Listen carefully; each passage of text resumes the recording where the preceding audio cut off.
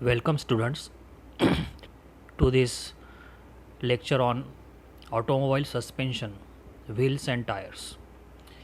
Today we will start fresh unit number 4 and point number 4.1. And in this presentation we will learn about suspension system of an automobile. In this picture you will see the suspension system. One figure is there with a coil spring, using the coil spring, and other figure is using the lip spring. So these two systems are used in suspension system. What are the learning outcome of this particular presentation? We will learn here what is the function and requirement of rigid suspension system. Basic terms related to suspension systems like bounce, rebound, sprung and unsprung weight, spring rate. And lastly, we will see types and constructional features of lip spring. Before that, let us understand what is suspension system. Suspension is the term given to the system of springs, shock absorbers and linkages that connects a vehicle to its wheels. It serves a dual purpose. Number one, contributing to the car's handling, and another one is for braking. It protects the vehicle itself and any cargo or luggage from damage and wear. So this is the definition of suspension system. What are the purposes of suspension system? Let us see that one. Suspension system supports the weight. It provides a smooth ride. Suspension system allows rapid cornering without extreme body roll. Suspension system keeps tires in firm contact with the road, and it allows front wheels to turn side to side for steering. After that, suspension system works with the steering system to keep the wheel in correct alignment. It isolates passenger and cargo from vibration and shock. So these are some of the functions, or we can say the objectives of the suspension system. So in short, the functions are to prevent the shocks being transmitted to vehicle components, to safeguard occupants from the road shocks, and to prevent the stability of the vehicle in pitching or rolling while in motion.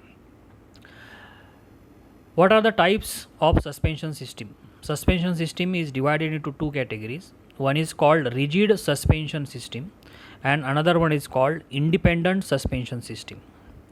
Rigid suspension system is also called as a dependent suspension system. In this figure, you will see these two types. Rigid suspension means non-independent, has both the right and left wheel attached to the same solid axle. When one wheel hits a bump in the road, its upward movement causes a slight tilt of other wheel. So at the upper part you will see that non-independent or rigid suspension system.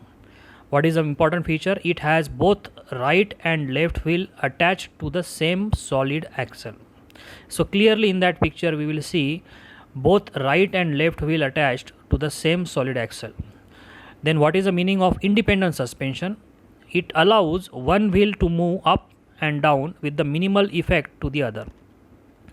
So in that picture we will see that independent suspension system, and in this figure on the left hand side you will see the same thing but with the different type of pictorial view. So we can understand here what is a rigid suspension or non-independent and what is independent suspension system of the automobile. Let us understand the different terms we used in a suspension system. Sprung and unsprung mass or weight. Sprung weight supported by the vehicle suspension system, that is frame, body, engine and entire transmission system. It is also the weight of the vehicle components between the suspension system and the road surface, and it includes the weight of rear axle assembly, steering knuckle, front axle, wheel tire and brakes. So this is called as a sprung weight. So sprung weight or sprung mass, it means all that part of the vehicle which is carried by the components of the suspension. Unsprung mass means the parts of the vehicle that move directly according to the contours of the road.